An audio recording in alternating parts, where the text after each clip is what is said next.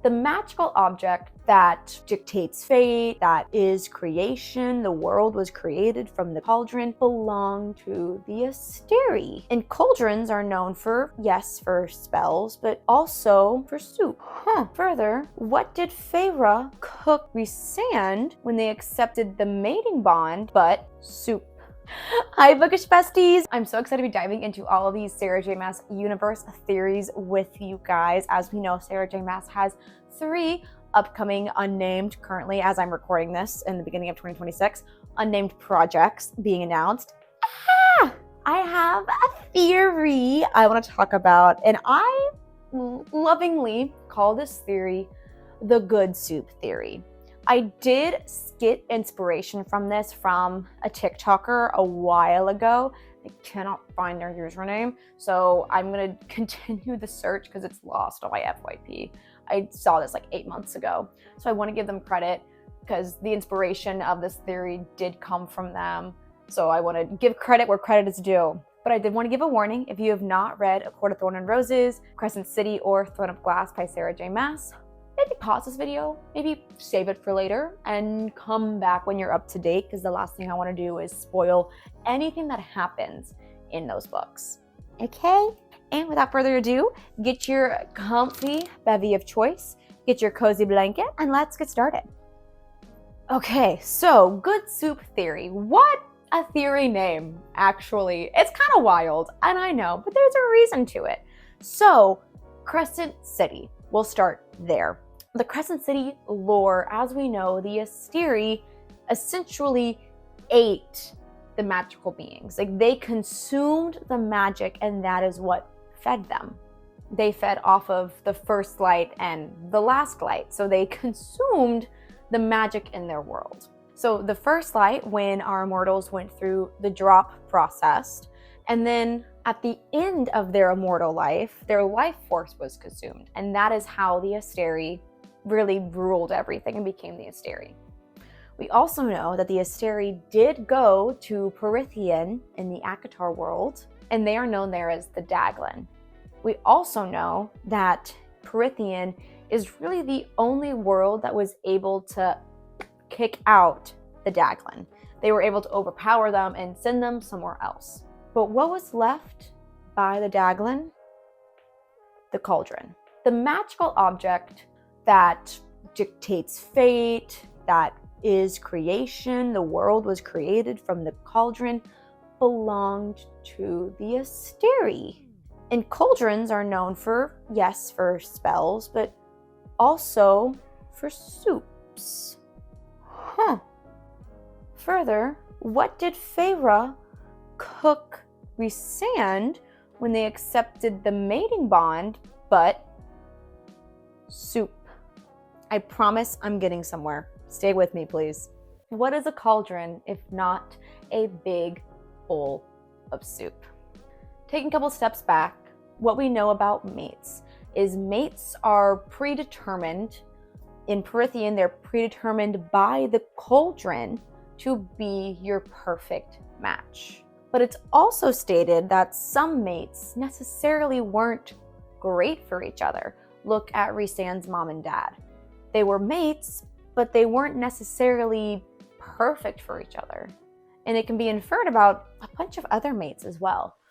But what if your mate, dictated by the cauldron, that part's important, isn't necessarily your perfect match, but rather your mate is your match in power that produces the perfect offspring? What if the cauldron was out here dictating perfect matches for the strongest, most powerful offspring, so that that offspring will produce a lot of Firstlight and a lot of what I'm going to continue to call Last Light for the Asteri's consumption? Let's look at Rhys's parents once again. They were mates. They weren't necessarily equals, but you know what they did do is produce the strongest offspring in Rhys. Now we have what we like to think a romantic perfect pairing of Feyre and Rhys, but we have to look at Nyx, who is now the result of a perfect pairing. You have the most powerful High Lord of all time, and you have the one that was made, the one that has powers of every single High Lord now in one being. And you're telling me that wasn't on purpose? You're telling me that wasn't the Asteri trying to create a being that they could then consume the magic of?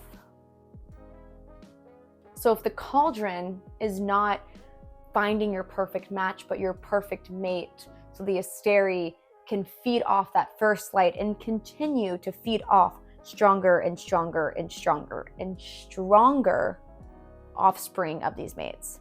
And that's kind of circles it back to Crescent City, where mates aren't really dictated by fate, mates are chosen.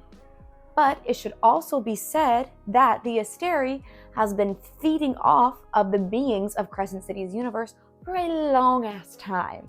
The beings of the universe are very much weaker than that of Prythian, who have not had the Daglan, the Asteri, feeding off of their powers, so their offspring were able to get more and more and more and more and more powerful, to now we see Feyre and Rhys and Nyx and all of them, versus Rhys and Hunt, who are still powerful in their own right, but not to the lengths of Feyre and Rhys, right?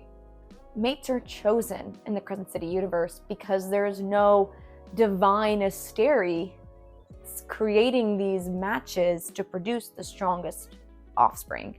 Like we have the Cauldron creating good soup for the Asteri and Prythian. When I came across this theory, I was rereading ACOTAR, and y'all, mind-blowing and eye-opening. I want you to sit with this for a moment and let me know your thoughts. Is the Cauldron just one big vat of good soup, and good soup for the Asteri because it finds matches for powerful offspring? Boom. Let me know your thoughts in the comments below. I love deep diving into these theories. Please let me know your thoughts. Let me know your theories. Anything else in the ACOTAR Crescent City universe that you want to dive into, you want to talk about? I have a laundry list of items I gotta get to, so I gotta keep yapping my little brains out before we get the next series of books. And then y'all, trust me, I won't be able to keep my mouth shut. Go ahead, like, comment, subscribe to the page if you want to stay up to date and in the know with all the happenings in this bookish universe. But I'm also a pop culture queen myself, so I'll be tiptoeing in some other IPs as well. I mean, you can see Appa behind me, and also my throne of glass blanket if you don't know what is behind me.